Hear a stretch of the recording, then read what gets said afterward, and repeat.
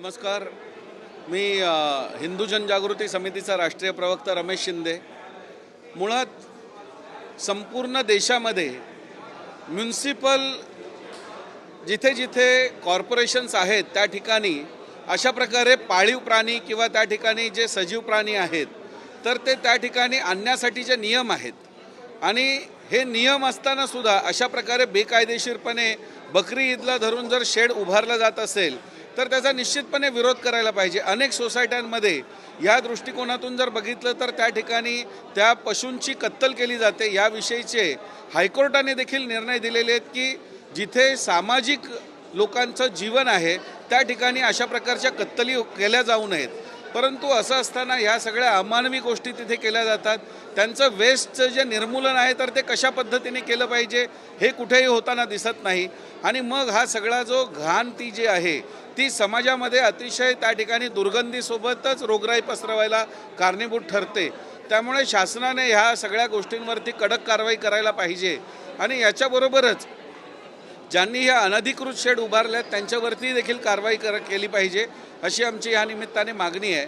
आणि याला उत्तर म्हणून जे त्या ठिकाणी हनुमान चालीसा किंवा हे जे पठण आहे तर ते हिंदू समाज त्याचा विरोध करण्यासाठी केवळ करतो. ह्यामध्ये कुठल्याही प्रकारचं आज जे सेलिब्रिटींच्या बाबतीमध्ये बघितलं तर पेटासारखी संघटनासुद्धा जेव्हा पेटा आंदोलन करते त्यावेळी अनेक ठिकाणी लखनौमध्ये देखील त्यांच्या कार्यकर्त्यांना मारहाण झाली. म्हणजे हे जे उत्सव आहेत हे उत्सव नेमके कशासाठी साजरे केले जात आहेत. आज आपण बघतोय नद्यांमध्ये एवढं प्रचंड प्रमाणात प्रदूषण होतं आहे आणि हे सगळं रक्तमिश्रित पाणी ह्या नद्यांमध्ये जातं आहे. काही दिवसानंतर त्याच ठिकाणी कुंभमेळा भरणार आहे नाशिकमध्ये. तर अशा परिस्थितीमध्ये ही परिस्थिती अतिशय गंभीर आहे. आणि म्हणून त्या दृष्टीने गणपती विसर्जन प्रदूषण होतं आहे म्हणून केलं जाऊ दिलं जात नाही. त्या ठिकाणी कृत्रिम तलाव बनवले जातात.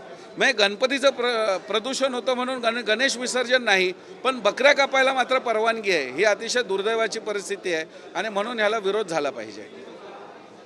मैं हिंदू जनजागृति समिति का राष्ट्रीय प्रवक्ता रमेश शिंदे.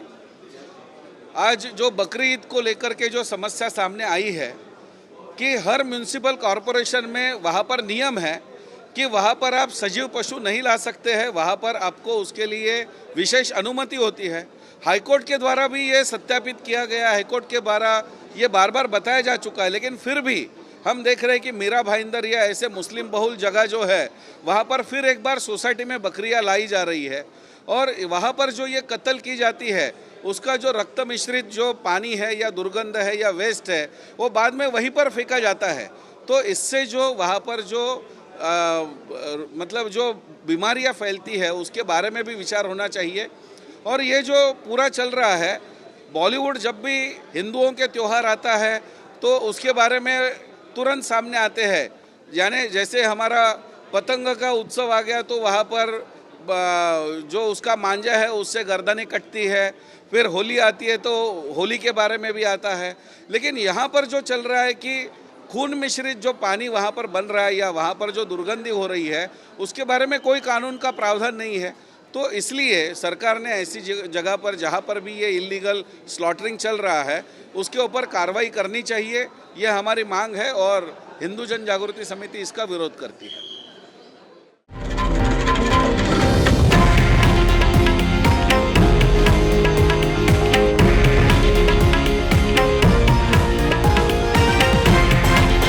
हे आहे देशातील नंबर 1 न्यूज नेटवर्क आणि आपण पाहत आहात TV9 मराठी, एकमेव.